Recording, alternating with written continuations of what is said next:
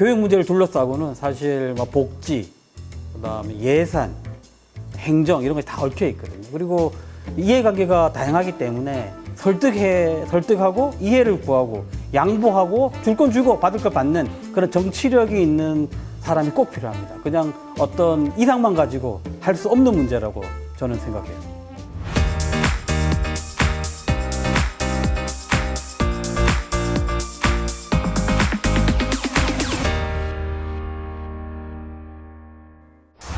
부모님들은 사교육비가 가장 힘든 부분이잖아요. 윤석열 정부 3년 동안 6조 원이 늘었다고 해요. 그러니까 1인당 한 30% 이렇게 사교육비가 늘었는데 그것을 들여다보면 30%라고 하지만 한 푼도 못 쓰는 분들이 있으면 뭐 수백만 원 더 썼을 것 같아요. 예. 그런 부분들이 또 학교로 돌아오면 학교를 더 경쟁 중심의 교육으로 만들고 친구를 동료로 생각하지 못하고 경쟁자로 생각하게 하고 아이들이 학교를 전쟁터로 인식하고 있고 그러다 보니까 친구 관계가 안 좋고 그것도 OECD 국가 중에서 가장 낮은 수치를 보이고 있는 것 같아요. 그러다 보니까 이 교육을 바꿔야 한다. 그러기 위해서는 우리가 새로운 대통령, 교육 대통령을 뽑아야 한다. 이런 이야기들이 계속 나오고 있는 거죠. 그 세 가지, 사교육비, 그 다음에 학교를 전쟁터로 인식하는 학생들의 생각, 그 다음에 교우 관계, 이것을 회복하기 위해서는 우리는 교육 대통령을 뽑아야 한다고 생각해요. 그럼 어떤 대통령을 뽑아야 되는지 그 기준을 좀 알려주세요. 일단은 문제 해결력이 뛰어난 사람이겠죠. 교육 문제는 여러 이해관계가 얽혀있기 때문에 이것을 해결하려면 문제 해결력이 검증된 사람이기도 하고 다음에 또 하나 중요한 것은 정치력이 있어야 돼요. 그러니까 행정 경험과 정치력을 함께 갖추고 있는 사람, 그런 사람을 우리는 교육 대통령으로 뽑아야 하죠. 그럼 교육 문제 해결도 정치력이 중요하다는 말씀인가요? 교육 문제를 둘러싸고는 사실 뭐 복지, 그다음에 예산, 행정 이런 것이 다 얽혀 있거든요. 그리고 이해관계가 다양하기 때문에 설득하고 이해를 구하고 양보하고 줄 건 주고 받을 걸 받는 그런 정치력이 있는 사람이 꼭 필요합니다. 그냥 어떤 이상만 가지고 할 수 없는 문제라고 저는 생각해요. 문제 해결력을 갖췄다면 그 다음은 뭘 봐야 할까요?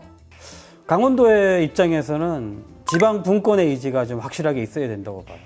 사실 수도권 중심으로 우리는 모든 행정들이 돌아가고 있기 때문에 이것에 벗어나서 지역에서 아이들이 공부하고 지역의 일자리를 찾아가고 그래서 아이를 낳고 행복하게 살 수 있는, 그렇게 하려면 사실 지방 분권의 의지가 확실하게 있어야 되거든요.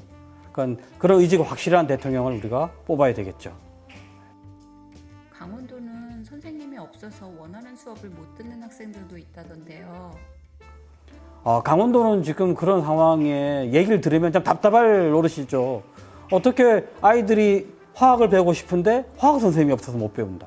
그리고는 뭐 온라인으로 해서 아니 왜 지역에 있는 아이들은 온라인으로 배워야 돼요. 이건 불공평한 거니까 그런 고난을 지금 지방교육에 좀 이양하고 과감하게, 그리고 지방에서 그런 부분을 해결할 수 있는 권한을 줘야 된다고 봐요. 강원도는 특별자치도니까 특별자치도법 개정을 통해서 그걸 권한을 이양한다 그러면 교육감들이 충분히 할 수 있는 일이거든요. 그러니까 돈의 문제도 아니고 저는 의지의 문제라고 보기 때문에 그런 지방 분권의 의지가 확실한 그런 사람을 우리가 대통령으로 뽑아야지 강원도에서도 아이들 키우고 가르치고 할 수 있을 거라고 봐요. 아이도 부모도 선생님까지 힘들게 하는 대학 입시 같은 문제도 해결될 수 있을까요?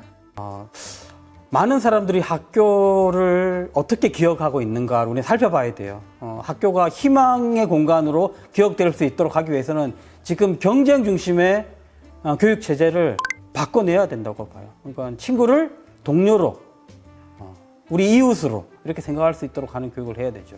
그러기 위해서는 지금 평가 체제를 상대 평가 중심에서 절대 평가 중심으로 바꿔야 되고, 그러기 위해서는 대입 제도도 과감하게 혁신을 해야 되고, 그러기 위해서는 지역 할당제나 지역 인재 전환 같은 것들이 더 폭넓게 적용될 수 있는 그런 구조를 고민해야 된다고 봅니다. 내신 성적 때문에 아이들이 좌절감을 많이 느끼는 것 같아요. 그게 바로 우리가 말하는 절대평가의 개념이죠. 학업 성취도를 아이들이 달성하면 거기에 맞는 칭찬과 보상이 있어야 되는 거죠. 그렇지 않으면 아이들은 학습을 포기하게 되니까. 아무리 공부를 열심히 했는데도 나는 저 아이보다 못해서 등급을 올라가지 못하면 공부할 맛이 안 날 수 있겠죠. 그러니까 그걸 극복하기 위해서 우리는 평가 제도를 과감하게 바꿔내야 된다고 보고요. 지금 상대 평가, 1등부터 꼴찌까지 줄을 세우는 그 평가를 개혁해야 하는데 그것이 사실 대학 입시하고 맞물려 있거든요. 그러니까 대학 입시를 바꾸면 사실 이 평가 체제도 상대 평가에서 절대 평가로 바꿀 수 있다고 봐요. 그런 의지가 있는 그런 교육계의 그 전문가들의 학부모들의 학생들의 의견을 귀담아 들을 수 있는 경청하는 그런 대통령을 뽑아야 되겠죠. 그래도 좋은 대학에 가려면 경쟁할 수밖에 없지 않나요?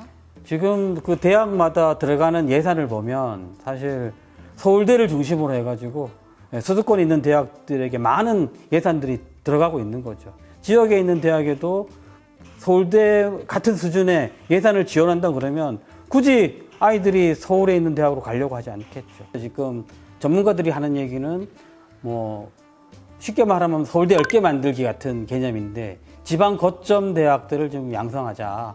그래서 지역의 아이들이 꼭 수도권에 있는 대학이 아니라 지역에 있는 대학에 가서도 좋은 교수님들, 좋은 교육 시스템의 혜택을 받을 수 있도록 하자. 거기에 예산을 과감하게 투자를 해서 좋은 교수님들 오시고 그리고 거기 졸업한 아이들이 수도권에 있는 기업에 가는 것이 아니라 지역에 있는 기업에 올 수 있도록 그러니까 혁신도시, 기업도시 같은 개념으로 해서 좋은 기업들이 지방에 내려와야 되죠. 그리고 그 대학에서는 그런 인재를 양성해주고 그리고 이 대학에서 기업에서 그 직원을 채용할 때 지역 인재 전형을 하고 이렇게 해서 이 세 박자 같이 움직일 수 있도록 그렇게 과감하게 결단할 수 있는 그런 대통령이 나와야 된다고 봅니다.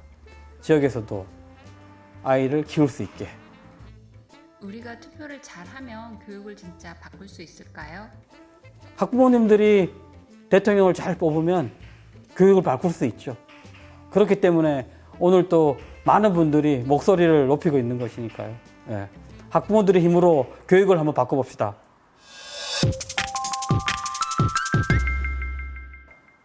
선거는 축제입니다. 선거는 민주주의의 꽃입니다. 학부모의 손으로 교육 대통령 뽑읍시다.